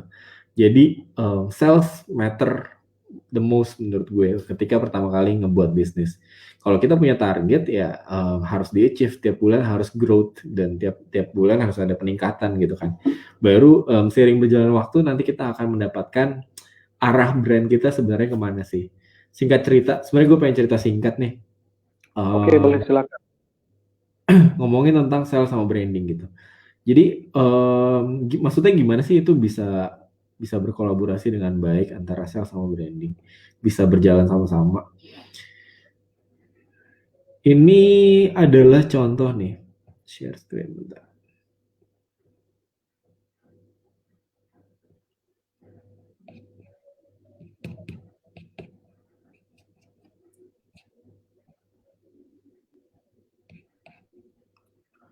Wait. Oke, sambil nunggu yang lain yang mau bertanya langsung aja ya, masukkan di kolom komentar, kita akan dijawab oleh Kak Rizky. Sharing ya. Nah, Oke. ketika pertama kali gue membuat brand Nah Project, di awal itu belum kepikiran sama sekali kalau kita mau bikin brand sneakers gitu yang mau coba untuk melawan Nike dan Adidas misalnya. Nah, pertama kali modal dasarnya itu adalah opportunity. Opportunity-nya apa? Pada saat itu kan gue kerja di Brodo nih. Brodo adalah sepatu kulit gitu. Sepatu kulit harganya 700.000 sampai 700.000 sampai sejuta gitu. Dan pertama kali gue ngelihat Brodo itu banyak peminatnya, gue berpikir bahwa kalau sepatu kulit harga 700.000 itu peminatnya banyak, berarti kalau misalnya harganya 200.000, peminatnya lebih banyak lah. Itu kan sebenarnya ide bodoh pada saat itu gitu. Mikirnya kayak gitu. Apa itu hipotesanya kayak gitu. Nah, kira kita pertama kali bikin Nah Project itu bukan sneakers justru, tapi adalah sepatu kulit. Pakai sepatu kulit yang sintetik gitu kan. Dan sepatu kulit sintetik ini adalah produk pertama kita. Kita ngincar market yang mau beli Brodo tapi nggak sanggup gitu. Jadi apakah kita saat itu udah memikirkan brand atau gimana? Sebenarnya belum, karena kita lebih ke fokus gimana cara kita ngejual produk yang emang orang tuh mau beli gitu pada saat itu. Tapi seiring berjalannya waktu, kita terus belajar gitu. Jadi dalam bisnis tuh sebenarnya bisnis tuh kayak belajar gitu. Jadi tiap bulan kita evaluasi, kita lihat customer kita geraknya ke arah mana dan market tuh sebenarnya maunya apa sih. Akhirnya kita dapetin pelajaran penting. Jadi saat di Nah Project, pelajaran pentingnya adalah orang yang mau beli sepatu di harga 300.000 sampai 400.000 itu mereka nggak mau beli sepatu kulit. Karena ketika orang mau beli sepatu kulit, itu mereka mau beli kualitas gitu. Jadi mereka willing untuk beli dengan harga 700.000, yaitu harganya Brodo gitu. Jadi ketika mereka beli yang cheap, itu malah mereka jadi nggak suka sama produknya. Akhirnya berangkat dari situ kita cari tahu apa kira-kira produk yang market yang harganya 300-400 ribu itu suka. Oh, sneakers gitu kan. Akhirnya kita mulai develop sneakers pertama kita dari project keempat, dari produk keempat kita. Sampai dengan bulan kelima, akhirnya kita dapetin bahwa produk kita fit di market ketika kita bikinnya sneakers gitu. Jadi dalam bisnis itu sebenarnya lebih banyak belajar pembelajarannya gitu daripada rencana gitu. Jadi kalau misalnya teman-teman mengira bisnis tuh harus perfect, matang banget rencananya, itu salah juga sebenarnya karena kita nggak tahu market itu nanti maunya apa dan tren itu bergeraknya ke arah mana gitu. Jadi um, bisnis tuh lebih cepat untuk adaptasi dan lebih cepat untuk belajar hal baru dan mengikuti tren yang baru. Itu yang akan menang, itu yang akan survive gitu. Jadi akhirnya kita nggak over planning, nggak terlalu banyak planning, tapi akhirnya ternyata plan kita malah nggak sesuai sama apa yang market butuhkan, gitu kan. Jadi kalau misalnya dalam branding ya seadanya aja gitu. Maksudnya bukan seadanya yang jelek juga gitu ya, tapi yang proper dan orang beli itu nggak malu dan mereka happy dengan hasil produknya. It's better than kita harus misalkan sewa. Kalau di Bandung itu kan banyak agensi kreatif gitu untuk bikinin logonya, bikin filosofinya segala macam. Pas di launching orang nggak ngerti gitu, jadi sama aja. Jadi harus beriring sell sama brand gitu sih. Oke, jadi decide dulu ya. Oke, ini mau bikin brand apa, mau jualan apa. Setelah itu ya fokus dulu sebenarnya lebih ke salesnya. Oke, gitu. Bikin nama toko, bikin nama brand online-nya, tapi seiring berjalan waktu yang pertama difokuskan adalah gimana caranya sepatu ini terjual gitu kan. Iya. Fokusnya ke situ dulu. Berarti kalau gitu pertanyaan tadi terjawab ya. Kira-kira bangun branding atau fokus ke sales, ya duanya bisa berjalan bersamaan, tapi untuk awal ketika memulai, fokus dulu ke sales, benar gitu ya? Iya. Nah, setelah itu barulah kita bangun branding, memperkenalkan ke orang nama online shop kita, nama toko kita apa. Gitu. Nah, itu kalau ngomongin tentang branding bisnisnya, kalau personal branding, kira-kira perlu nggak ya? Personal branding ya. Sebenarnya kalau misalnya dari perspektif gue sih gue tidak merasa personal branding itu diperlukan pada saat kita mau nge-start bisnis gitu. Kecuali bisnisnya udah besar dan udah proven, kita udah bisa ngembangin sebuah bisnis. Kalau misalnya mau personal branding ya lebih kepada, kalau gue sih lebih ke arah karena emang suka sharing-sharing aja gitu kan.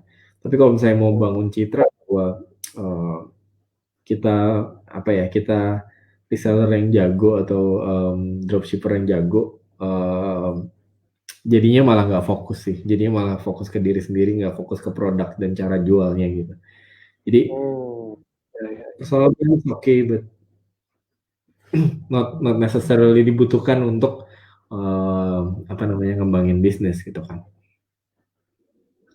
Ketika bisnis udah proven lah, silahkan gitu ya kalau mau personal branding gitu ya. Iya Untuk benar. bantu elevate. Karena iya sebenarnya di sini juga makin ke sini juga makin banyak yang apa ya, lebih fokus malah ke personal brandnya doang, malah jadi apa ya, jadi motivator gitu instead of jadi pengusaha. Sosokan mau, tapi ternyata bisnisnya nggak berjalan dengan baik gitu kan. Jadi sayang juga. Oke, oke. Nah, ini ada pertanyaan berikutnya nih. Kebetulan baru banget. Bagaimana cara menentukan nama merek usaha? Kenapa parfumnya dikasih nama HMNS, Humans? Bagaimana Nah, dengan usaha? bagaimana dengan sabar? Oke, sebenarnya ada beberapa aliran ya. Maksudnya ada beberapa school of thoughts tentang cara bikin brand yang oke gitu, yang bagus gitu. Maksudnya ada brand yang kayak apa ya, contoh misalkan PayPal gitu. PayPal itu apa namanya, dia kan apa namanya, teknologi untuk membayar untuk transaksi gitu. Jadi dia memberikan nama brandnya itu langsung sesuai dengan produk yang dia tawarkan gitu. PayPal gitu, teman untuk membayar gitu kan. Tapi ada juga school of thoughts yang merasa bahwa sebuah brand itu harus, bukan harus sih, maksudnya lebih baik tidak bermakna atau bermakna yang lain, dan kita sebagai pemilik brandnya atau sebagai tim dari brandnya justru memberikan arti ke dalam brand itu gitu. Contoh misalnya Apple atau Windows gitu kan. Mereka kan Apple sama Windows kan, Apple tidak sama sekali menjelaskan arti dari produknya itu sendiri. Tapi justru dia yang memberikan arti dari produknya gitu. Ketika kita dengar Apple, kita merasa perusahaan yang luxury gitu, yang inovatif ya, gitu ya. Facebook misal, Facebook kan yang itu yang aliran pertama gitu kan, Facebook gitu atau Friendster. Jadi sebenarnya nggak ada yang salah, nggak ada yang benar ketika kita mau membuat sebuah brand. Yang penting sih mungkin yang paling oke adalah catchiness-nya kali ya, catchiness levelnya gitu. Jadi jangan bikin orang tergantung juga sebenarnya. Jangan Iya, bikin orang terganggu. itu juga namanya tergantung ini ya. HMNS ya mungkin ada beberapa orang nggak ini, tapi brand gue yang lama juga namanya Nah gitu kan, kayak apa sih maksudnya approach. Tapi kalau gue lebih ke arah gimana caranya justru dari brandnya aja orang tuh bisa ngomongin. Nah HMNS ini kan jadi bahan omongan bagi beberapa orang yang udah tahu, kayak ada yang tahu bahwa HMNS itu di-spell-nya humans, di-pronounce-nya humans, tapi ada yang nggak tahu juga gitu. Yang nggak tahu mungkin ya HMNS atau HMNS gitu kan. Jadi iya, iya. ketika mereka ngobrol, terus misalkan diceritain, oh ada brand parfum namanya Humans gitu kan. Terus ya bisa jadi sebuah topik pembicaraan gitu kan. Oh itu sebutnya Humans ya. Oh gue pikir selama ini kayak HMNS atau apa gitu. Jadi kayak ya contohnya kayak gitu, atau kayak Louis Louis Vuitton gitu kan. Sebenarnya kan yang dibacanya Louis Vuitton gitu atau Louis Vuitton, dan itu jadi bahan omongan gitu kan. Jadi nggak ada yang salah, nggak ada Ber- yang benar ketika menentukan nama Berarti atau mencetuskan HMNS ini juga memang ada pemikiran bahwa ini kita pengen supaya brand ini jadi perdebatan di mana-mana. Ini ngucapinnya apa gitu ya? Apa gimana? ya salah satunya sih. Karena kita nggak pengen terlalu straightforward humans gitu kan. Kalau humans kan manusia gitu, jadi sangat-sangat straightforward lah. udah ada ininya. Nah kalau kita ya, ya jadinya kita hilangin kata ininya, huruf hidupnya jadi Vokal. huruf vokalnya jadi HMS, human. Oke, jadi bagi teman-teman yang pengen bikin nama brand, nama toko online, ya bebas ya sebenarnya, bisa sesuai dengan namanya. Contoh kayak jualan praktis, namanya jualan praktis itu dibuat supaya memang orang bisa jualan secara praktis gitu, nggak perlu ribet. Nah itu kan satu sisi. Tapi di sisi lain bisa juga yang membuat nama toko online yang mungkin nggak terlalu meaningful gitu ya, ada artinya, tapi bisa jadi buah bibir atau dikasih meaning sendiri gitu ya, tersendiri. Iya, dikasih meaning sendiri. Kayak contoh Apple atau Windows. Nah, jadi teman-teman bisa coba brainstorm aja nama usaha apa, nama brand apa yang pengen dibuat. Nanti bisa juga ya di posting di grup komunitas kita, siapa tahu nanti kita bisa bantu. Gitu. Kasih pandangan. Oke, ada lagi pertanyaan yang lain ya. Mau tanya Kak, gimana bikin live jualan bisa rame penontonnya? Rame nonton, chance kejual lebih tinggi. Bener ya Kak? Oh, ini dia live jualan. Jadi human selama ini ada nggak jualannya secara live? Soalnya kan ada tuh yang di grup-grup JB, grup-grup jual beli di Facebook, mereka pakai live. Dibeli kak gitu kan, dan lain sebagainya. Nah itu kira-kira tanggapannya gimana? Kita sih nggak pakai, belum pernah mencoba activity itu ya gitu. Tapi sih ya belum pernah juga, belum tahu gimana caranya itu dilakukan gitu. Tapi mau tahu Kak, tanya Kak, bagaimana bikin kita live jualan bisa ramai penontonnya? Nah, sebenarnya yang menjadi pertanyaan justru lebih ke sebenarnya perhatian orang tuh di mana sih? Dan kita sebagai yang jual produk, kita sebagai marketer itu harus bisa masuk ke tempat di mana perhatian orang lagi banyak gitu, lagi banyak-banyaknya gitu. Ini berlaku untuk kayak misalkan pertanyaan berikutnya juga nih, kayak sosial media mana sih Kak yang paling efektif gitu kan? Nah, ini sebenarnya ya kita harus mencari tahu target market kita itu perhatiannya itu lebih banyak di sosial media yang mana gitu. Misalkan saat ini humans itu kita punya target market, setelah dipelajarin ternyata kita dapat target market kita adalah umur 18 sampai 34 misalnya. Dan kita tahu bahwa orang-orang yang di usia 18 sampai 34 pasti biasanya aktif di sosial media gitu kan. Dan di mana sosial media yang mereka aktif, hampir semuanya. Tapi yang lebih muda itu banyak di TikTok misalnya.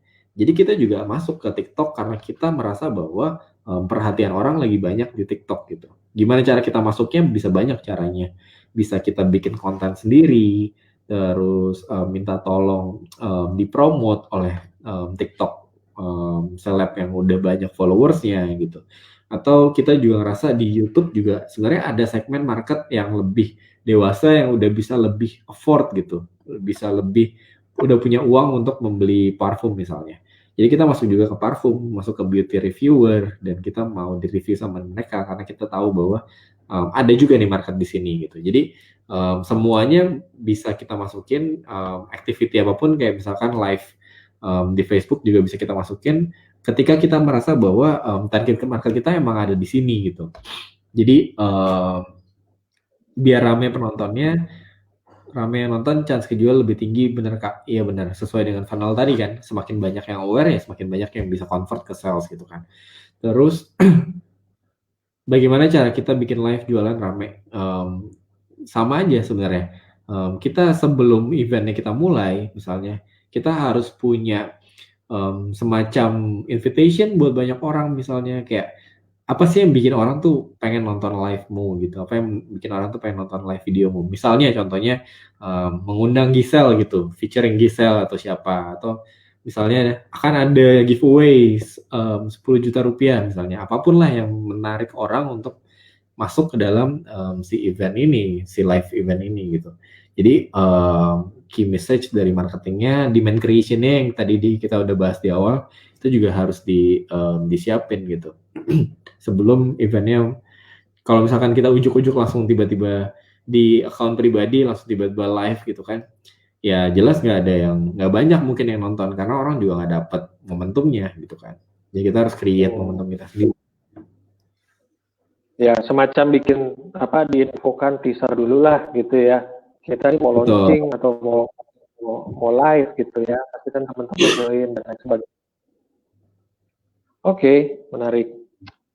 Nah, terus ada lagi nih yang bertanya,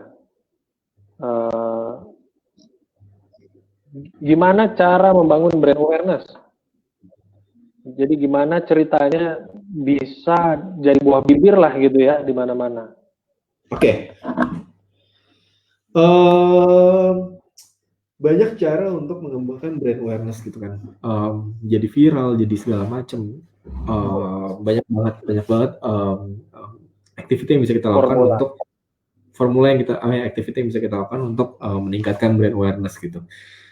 Cuman yang paling penting menurut gue, ketika kita mau bangun brand awareness, jangan lupa untuk membuat key message yang penting dari brand kita. Kita pengen, karena kita nggak mau cuma orang tahu doang tentang brand kita, tapi kita mau juga nyelipin pesan bahwa ketika orang tahu brand kita, mereka taunya sebagai apa sih, gitu. Misalkan ketika orang tahu brand parfum Humans, gue pengennya orang tuh tahu brand parfum Humans sebagai brand parfum yang kayak gimana sih gitu, atau produknya orang taunya sebagai produk yang kayak gimana sih gitu kan. Jadi kita mencoba menyelipkan key message di dalam setiap activity marketing atau dalam setiap campaign.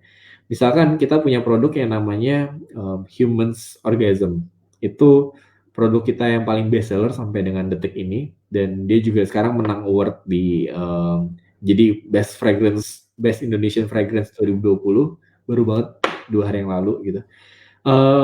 Dari situ ketika kita launching produk itu, kita mendefine juga, kita menentukan kira-kira ini produk akan disukai orang dari sisi apanya gitu kan. Karena ketika kita melaunch sebuah produk, kita nggak bisa mengekspek orang itu mengerti detail dari si produk yang kita mau launching. Contoh maksudnya, ketika kita mau rilis Humans Orgasm ini, kita nggak mungkin jualan dengan cara top notes-nya Apple, red apple, terus middle notes jasmine rose, jasmine sambak, terus habis itu base notes vanilla dan amber. Misalkan contohnya, dengan cara kayak gitu kita nggak bisa expect orang tuh akan mengerti produknya tuh kayak gimana gitu. Jadi kita memberikan nyawa atau kita memberikan key message dalam produk ini, yaitu adalah kalau lo pakai Humans Orgasm, lo tuh ngerasa kayak lo adalah cewek tajir yang belanjanya tuh di PI tiap minggu gitu. Nah, sesuatu yang kayak gitu menjadi menjadi key message yang orang tuh bisa paham dengan cepat gitu. Dan ketika mereka cium juga, terus mereka akan ngerasa, iya ya, bisa juga ya. Ini kayak wangi cewek-cewek tajir banget gitu kan. Jadi key message juga penting sebelum kita berangkat ke brand awareness.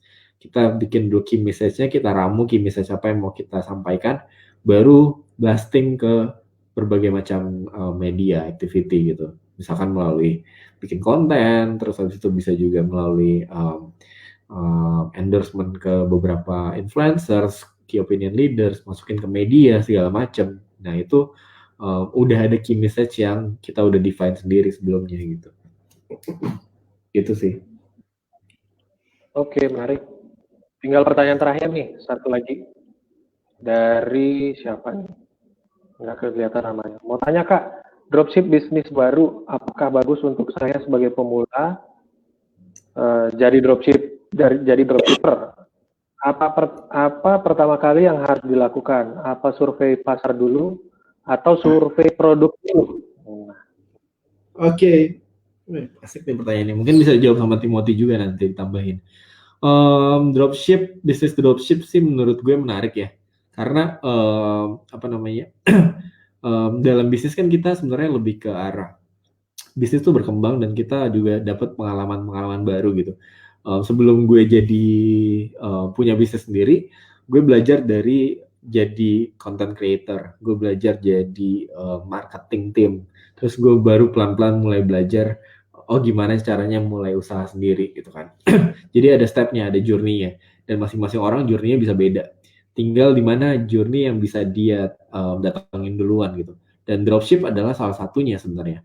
Jadi ketika di dropship pasti nanti teman-teman juga akan banyak belajar hal baru. Misalkan contohnya kayak gimana sih cara bikin cara mencintai sebuah produk yang dia jual dan mendeliver itu ke calon customer, mencari hal-hal yang positif dari produk ini dan melakukan transaksi ke menjadi closing gitu ke calon customers gitu.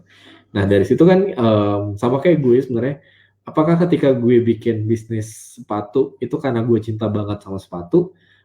Not necessarily, nggak juga gitu. Tapi karena ada peluangnya pada saat itu. Jadinya gue mencoba untuk mencintai produk gue sendiri dan menjual produk itu dan orang lain jadi tertarik sama produk itu karena ada soul-nya gitu ketika ditawarkan ke mereka. Dan ketika gue pindah ke parfum, sekarang jadi suka banget sama produk parfum dan jadi mengerti cara untuk mencari positive things dari produk yang gue jual. Dan di dropship ada banyak banget produk kan yang bisa di offer gitu. Jadi dari masing-masing produknya teman-teman bisa cari, oh kalau misalnya produk kayak gini di mana celahnya? Oh dari produk yang kayak gini celahnya di mana nih di market. Jadi itu jadi ilmu yang penting sih untuk nantinya ketika ya misalkan mau step up untuk bikin produk sendiri, udah tahu celahnya tuh di mana gitu sih kalau dari perspektif gue ya. Tim, gimana menurut lo? Ya kalau menurut saya sih, teman-teman kalau mau mulai dropship itu bisa juga. Jadi dari yang tadi Kak Rizky sampaikan juga tentang survei pasar.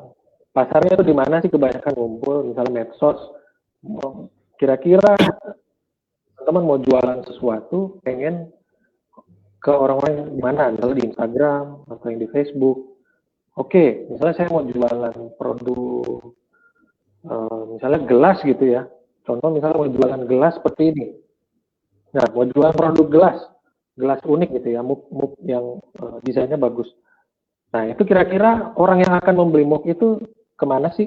Pasarnya di mana sih?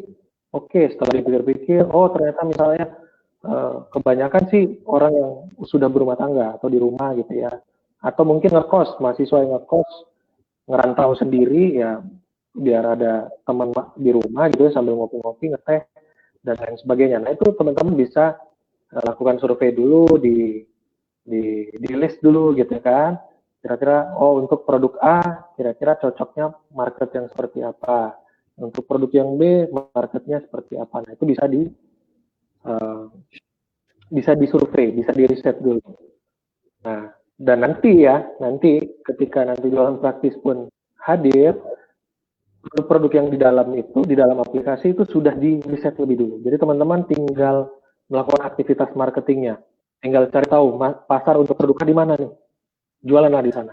Pasar untuk produk yang B yang mana nih, bisa jualan di sana. Nah, kalau itu dari saya gitu ya. Humans bisa dropship nggak? Nah, ini ada pula yang tanya. Pertanyaan terakhirnya. Untuk saat ini belum buka, belum bisa. Saat ini belum buka ya.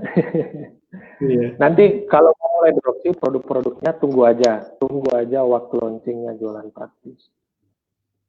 Oke, tinggal tunggu aja nanti begitu jualan praktis sudah launching aplikasinya, teman-teman bisa bebas pilih produk mana saja, ada ribuan nanti yang bisa teman-teman jual di online. Oke, nah di segmen terakhir sebelum penutup mungkin Kak Rizky ini bisa berbagi tips gitu ya. Tips tentang gimana sih bagi teman-teman yang mau memulai. Apakah ada skill wajib gitu ya? Apakah ada skill wajib yang harus dimiliki gitu bagi teman-teman yang baru memulai? Silakan. Skill wajib yang harus dimiliki ya. Sebenarnya kita ngomongin tentang skill yang terutama ya, yang pertama kali kita yang penting banget ketika baru memulai itu adalah confidence level yang tinggi gitu. Jadi dan mau untuk dikritik gitu. Jadi mungkin ini masih mindset ya, masih sifatnya masih berupa mindset. Tapi menurut gue banget ketika kita baru memulai itu pasti banyak banget yang nggak percaya sama produk kita dan tapi selama kita bisa mendeliver produk dengan baik gitu, dengan passionate dan kita terima feedbacknya dan kita willing untuk improve cara kita untuk jadi lebih baik, selalu ada ruang untuk bisa berprogres lebih baik gitu kan, selalu ada ruang untuk bisa menjadi lebih baik lah, mengerti tentang market lebih baik gitu.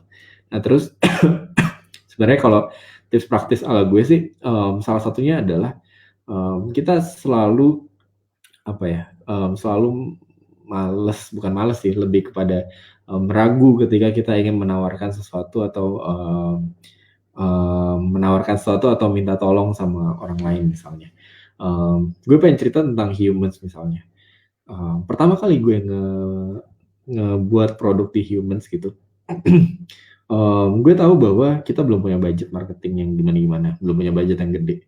Jadi yang gue lakukan adalah gue menawarkan bukan semua sih, hampir banyak banget lah seleb tweet gitu. Karena gue main Twitter saat itu, jadi gue nge-DM banyak seleb tweet untuk minta tolong mereka untuk nyobain produknya Humans dan review produknya Humans gimana menurut mereka gitu. Gak banyak yang respon, dari sekitar 20 orang yang gue DM, yang balas mungkin cuma 3, tapi yang akhirnya mau dikirim akhirnya cuma 1 gitu.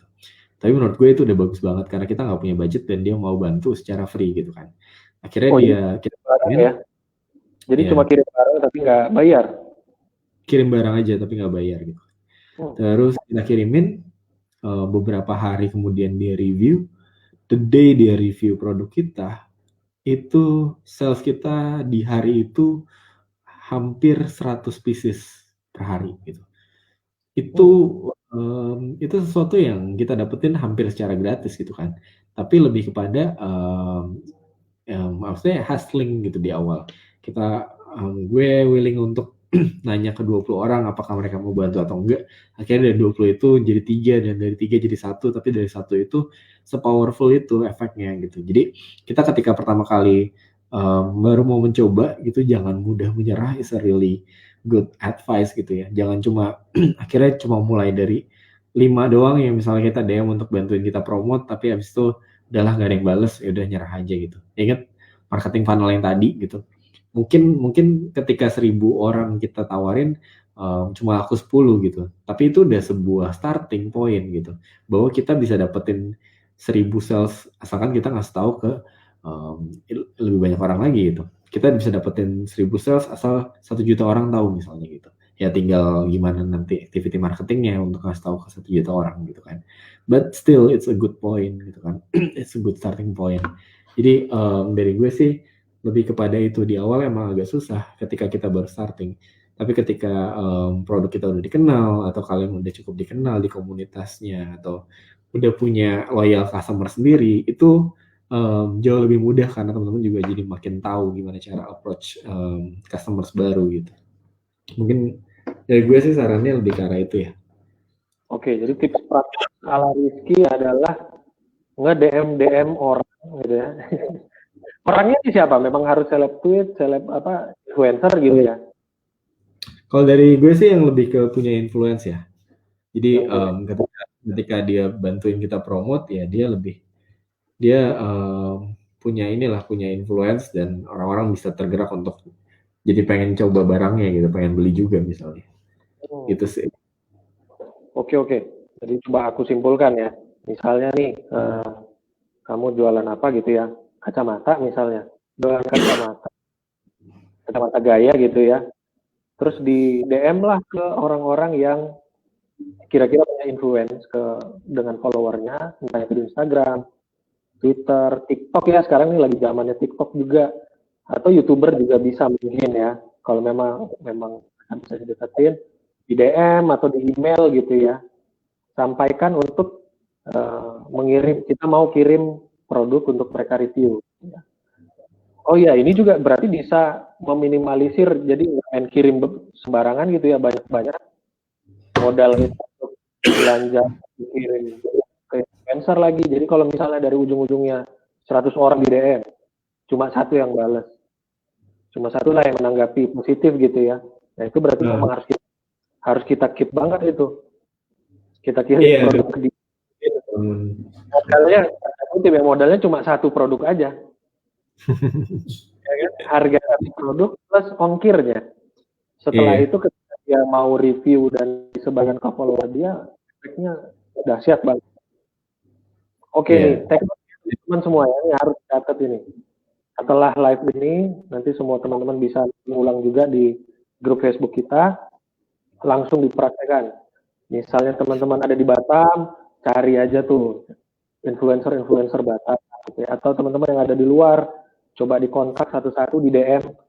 Tapi DM-nya jangan langsung gitu ya. Misalnya, Kak saya ada produk bagus, Kak ini ya, coba ya, boleh minta alamat gitu. Nggak gitu juga ya caranya ya. Terus ya. harus jelasin visi misi produknya apa dan kenapa dia harus cobain itu gitu. Jadi dijelasin dulu ya, dijelasin dulu produknya kenapa sih produk bisa jadi bermanfaat dan orang banyak tuh seharusnya coba produk ini gitu. Disampaikan sebenarnya gitu. Oke, menarik. Keren banget nih ilmu dari Rizky ya. Yang baru aja juga kemarin dinobatkan ya salah satu brand parfumnya ya, Orgasm ya. Dapat best fragrance dari Female Daily. Wah, keren ya. Tepuk tangan. Thank you. Cobain ya. Nah, itu mau nanya juga nih, ini yang baru menang ini cewek, cowok apa gimana nih Pak? Itu yang varian yang feminin sih, yang cewek. Ya. Oke.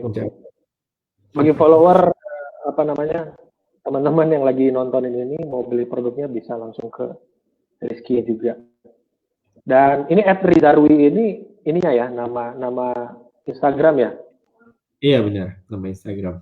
Instagram juga sama ya Rizarwi. Jadi teman-teman yang pengen belajar juga bisa ikutin sosial medianya Rizky Arif.